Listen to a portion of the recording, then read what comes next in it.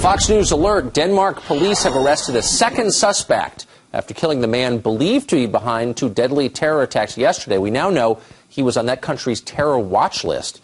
Meanwhile, the president of the United States spending his weekend golfing. Our next guest says that lacks urgency, and it's on display for the world to see, and it's fueling terrorist aggression. Here to tell us more, Fox News strategic analyst Colonel Ralph Peters. Colonel Peters, great to see you this morning. Hey, Tucker. So explain your view on how the president's inaction, his lack of urgency, inspires aggression against the West. Well, when it comes to being president, Obama clearly likes the perks. He just doesn't like the hard work.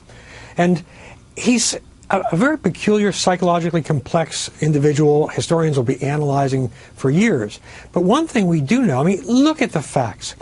The only religion this president is willing to come out and publicly defend is Islam. Now, I'm not suggesting he's a Muslim, but he clearly romanticizes Islam, and he treats it as though Islam is above all criticism.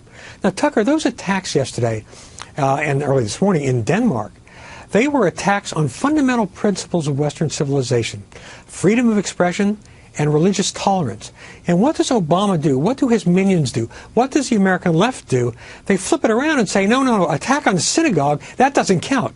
The only religious intolerance is intolerance of Islam. And so we've got this problem where everybody on the left in the United States romanticizes Islam. They're also always scolding us. Beware of Islamophobia. You can't indulge in Islamophobia. We do not have an Islamophobia problem in the United States. We have an Islamophilia problem, which places Islam above all criticism. And until we hold Islam to the same standards as every other religion, ethically and behaviorally, terrorism wins. Well, have you noticed this change? I mean, the left has a long and, in my view, admirable history of defending, above all else, freedom of speech. That traditional liberals defended free speech, whether you liked it or not.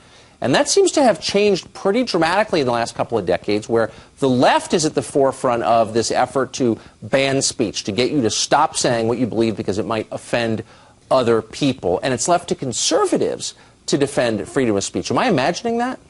No, you're right. And that goes back to the collapse of the left's beloved utopia, the Soviet Union, and revelations about how horrible communism had been in China and Cambodia, etc. The left, the American left particularly, which has never had much intellectual depth, they're reaching for a cause. And pathetically, they have made the cause this fascist movement within Islam that is deadly. I mean, can you imagine the outcry from the American left and from our president if you suddenly had Southern Baptists or Methodists or Presbyterians burning hostages alive and beheading them?